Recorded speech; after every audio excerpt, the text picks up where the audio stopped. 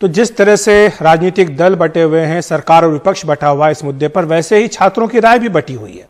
कई छात्र ऐसे भी हैं जो चाहते हैं कि परीक्षाएं हों।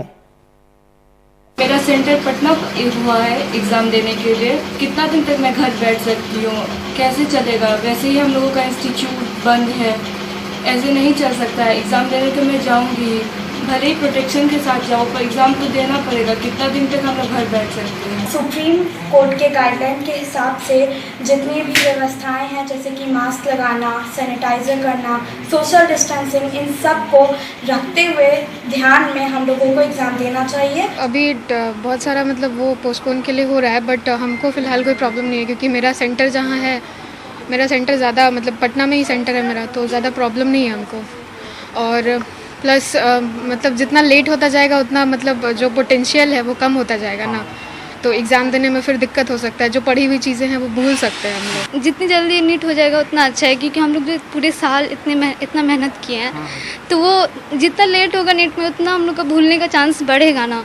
इसलिए जल्दी नीट हो जाएगा तो हम लोग जितना पढ़ें इफेक्टिवली, सब हम लोग को एग्ज़ाम तक जल्दी से याद रहेगा। 3 मई को एग्ज़ाम होने वाला था, उसे डिले होकर फिर 26 जुलाई को गया, और उसके बाद अब तो और भी डिले हो गया। इससे हमारे एकेडमिक ईयर जो होगी, इनकेस नीट निकलता है, उसकी एकेडमिक ईयर जो होगी उसमें प्रभाव पड़ेगा।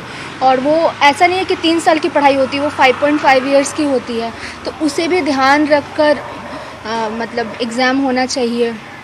सिर्फ नीट ही नहीं है, उसके आगे भी उसके एग्ज़ाम्स, उसके आगे भी जो ईयर होगा पढ़ाई का, उस पर भी अफेक्ट पड़ेगा यदि नीट और आगे डिले होता है तो। गोपालगंज का है, वहाँ बाढ़ आया हुआ है। वहाँ से मेरा सेंटर जो है, मेरा सेंटर गया मिला, पटना मिला है, और पटना वहाँ से करीब 100 किलोमीटर दूर है। और मेरा एक दोस्त है, उसका 200 किलोमीटर दूर है। सर हम लोग कैसे जा पाएंगे वहाँ?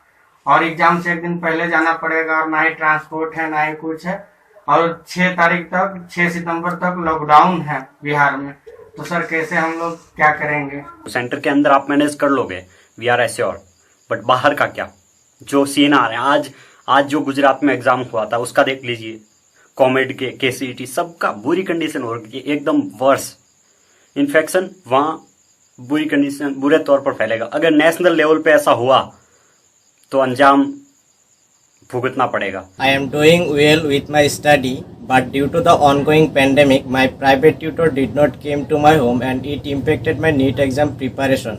So, government should reconsider the date and timing for the exam. There are also post-exam precautions that has to be taken, as the government and the medical team has to be prepared, as we students will become a silent carrier. Myself have been through COVID, so honestly it's already been a month.